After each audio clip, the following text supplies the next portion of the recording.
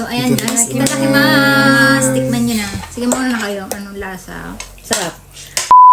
Dahil darating sa Ate Tati, magluluto tayo ngayon ng bopis at ng chop suey. Hindi ko alam kung kumakain yung mga anak ko ng bopis kasi first time ko magluluto ng bopis. Kasi nga, hindi kompleto ang mga lamang loob dito na mabibili nyo sa market. Bihirang-bihira. Pero kahapon guys, ito tayo sa international store kasi namimiss ko na rin yung bopis guys. Ito, nakabili tayong puso ng baboy plus yung balon-balunan na lang ng manok. Yun na lang gagamitin natin. Actually, may nagsuggest sa akin na mas maganda nga daw itong gamitin na pang bopis.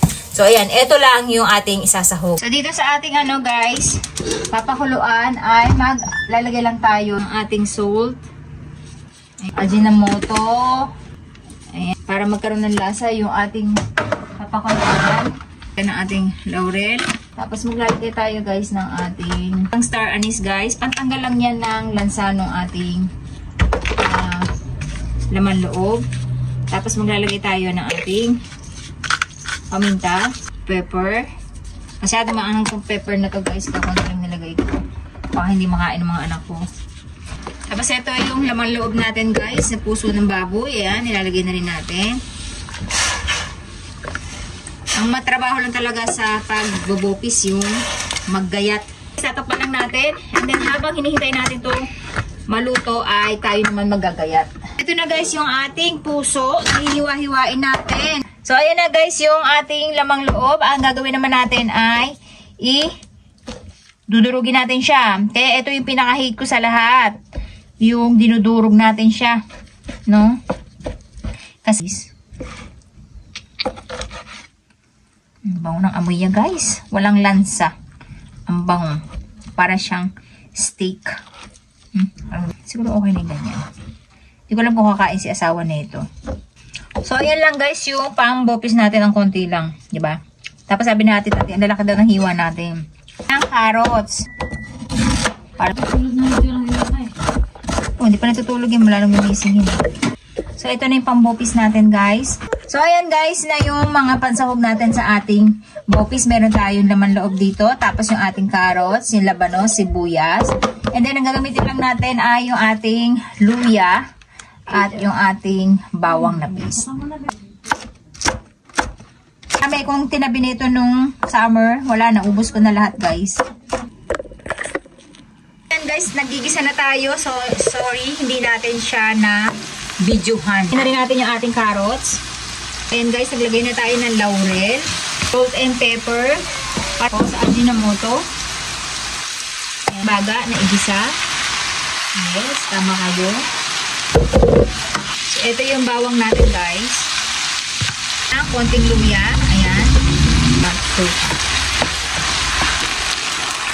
Para mapalambot natin yung ating labanos, yung ating yung ating carrots. So, ayan.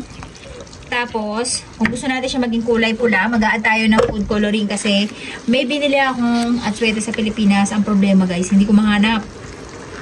Kasi konti lang. Ayan. Natin dyan guys, maglalagay na tayo ng suka habang kumukulo siya at ng toyo. Ayan, kulay. Yung patis talaga nagpapasarap dito eh. Sa bopis. Ayan. Takpan lang natin. Kulang. So, kulang pa rin siya sa asin. Saka natin inalagay yung ating bell pepper. Pero since wala tayong bell pepper, shishito o yung siling pasigang na lang ang nilagay natin. Ayan. Kulang daw sa anghang, sabi natin Tati. Iba kasi hindi nila makain. Paluto na yung chop suey natin. Hindi ko pa nailagay lahat ng gulay. Kasi na-busy ako. Sabay-sabay. At ito naman yung ating bopis. Let's eat! So, ayan guys. Itadakimasu. Tikman nyo na. Sige muna na kayo. Anong lasa? Sarap. Oh. Lalagyan na rin tayo. Umay na. Umay. Nanohana niya. Nanohana mo na kita. Sarap. Totoo. Hindi nga sarap. Kariwa? Mayo. Umay. Di siya. Puso. Kaya lang, yung puso ng baboy, parang karne din, no? Hindi siya makunat. Kasi yung bopis usually parang makunat kaya baga ang ginagamit nun. Para siyang karne guys, hindi siya... Medyo nasobrahan lang ata siya ng suka. Pero konti-konti lang. Pero masarap. So, sobrang anghang. Wow, sabi mo dati hindi ko may kumaang. Sarap ako. Namiss ko yung buhok. Pipinaan na lang ko eh. Yung amoy ng labanos. Nasa lutong pinasda. Ano sa paano ko eh. So, Ma. akala ko ang konti na ng bupis natin, ang dami pala. Si ate dati kahit anong nakain niya. Sabihin ko pala, hindi ako kumakain ng cauliflower eh. Hindi ko kumakain cauliflower. Hindi ko siya Favorite ko yan favorite. niya. Hindi ko siya favorite, pero nakakakain ako. Hmm. Parang kung magluluto ako, hindi ko siya lalagay. Hmm. Mm. Kaya every time nagluluto ako nito, yung kalaro ko na yun na naaalala ko. Yung nanay niya sarap magluto. Thank you. Yung hati din.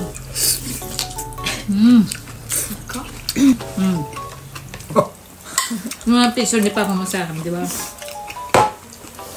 Ikaw ko kumitay na kawas. Ang tao mo ito na ikagin sa sintotir mo. Ikaw hindi na yun. Katsaka-tsaka Pare kayo, kayang kasya nga ko eh. Dahil sa ano, nag-away eh. Timing ko na kaya. Kasi puro gulay ka lang. Ang sabi mo? Gumawa kami ng kanin. So ayan guys, mag-enjoy muna kami kasi parang makakatatlong kanin kami. Bye!